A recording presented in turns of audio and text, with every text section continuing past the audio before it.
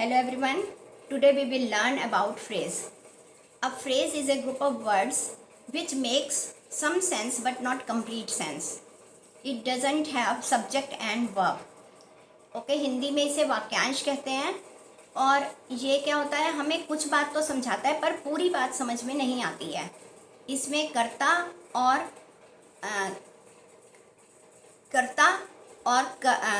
क्रिया नहीं होते हैं. Okay, for example in the sky, आकाश में. ठीक है, the sun is in the sky, तब हमें पूरी बात समझ में आएगी. हायर एंड हायर यानी ऊंचा, बहुत ऊंचा. तो अब हमें ये तो समझ में आ रहा है कि कुछ चीज़ बहुत ऊंचा है, but the plane is flying higher and higher. Clear.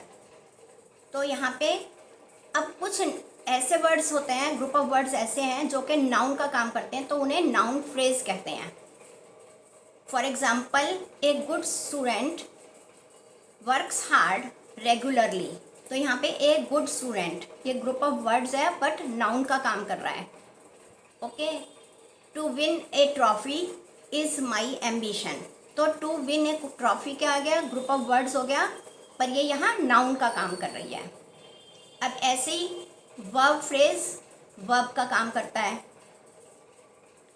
For example he has been living here since 1984. Okay, तो हैज़ बीन लिविंग, तो यहाँ पे क्या हो गया, एक वर्ब का एक ग्रुप हो गया. तो ये क्या कर रहा है, वर्ब का काम कर रहा है. देन एडवर्ब, एडवर्ब जो वर्ब को क्वालिफाई करता है. तो एडवर्ब फ्रेज क्या कहलाएगा, जो एडवर्ब का काम करता है. Clear. You should come back as soon as possible. तो एज सून एज पॉसिबल क्या है, ये ग्रुप ऑफ वर्ड्स है और एडवर्ब का काम कर रहा है. The farmers waited for rain all day long. तो ऑल डे लॉन्ग यहाँ पर एडवर्ब का काम कर रहा है.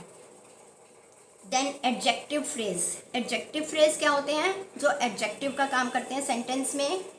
For example Maharani Lakshmibai was a very brave queen.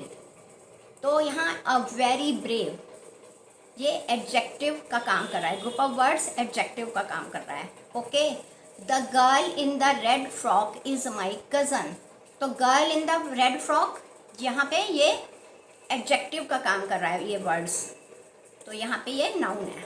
Okay, अब प्रपोजिशनल फ्रेजेस जो हैं वो प्रपोजिशन से स्टार्ट होते हैं. जैसे in the kitchen, my mother is in the kitchen.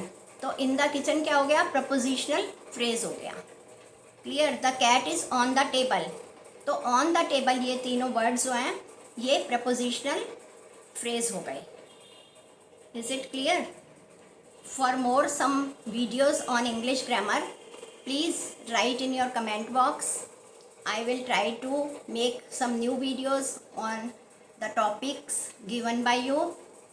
Please like, share and subscribe and follow my page on Facebook, Learn with Pratibha, and YouTube also, Learn with Pratibha.